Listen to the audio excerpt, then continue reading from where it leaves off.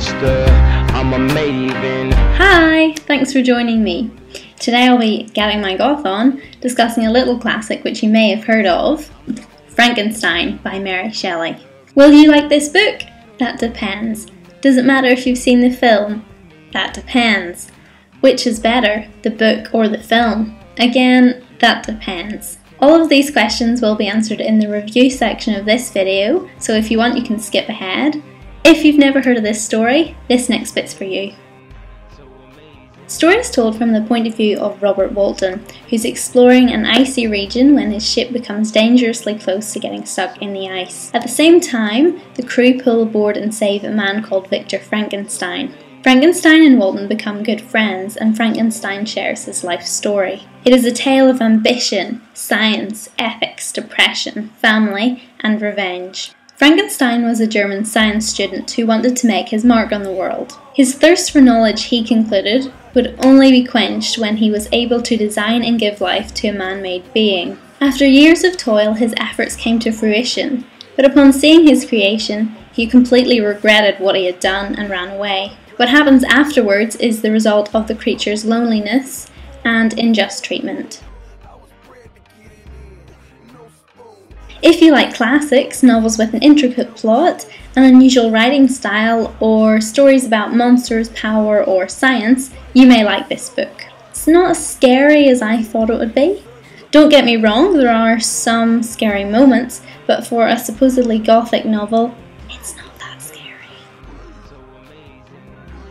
I've seen one of the movies, and to be honest, I feel like this has put me at a slight disadvantage, because I knew what was coming. This is probably why some of the events didn't necessarily shock me as much as they probably should have. Also, you know how in the movies Frankenstein's monster is supposedly created using electricity? Well, there's actually no mention of that in the book. It's completely left up to your imagination. So if you've seen the movie, or any of the movies, you'll probably have some preconceived ideas about the story which the book may not live up to. However, if you are open-minded and you've seen the movie, you may still enjoy the book.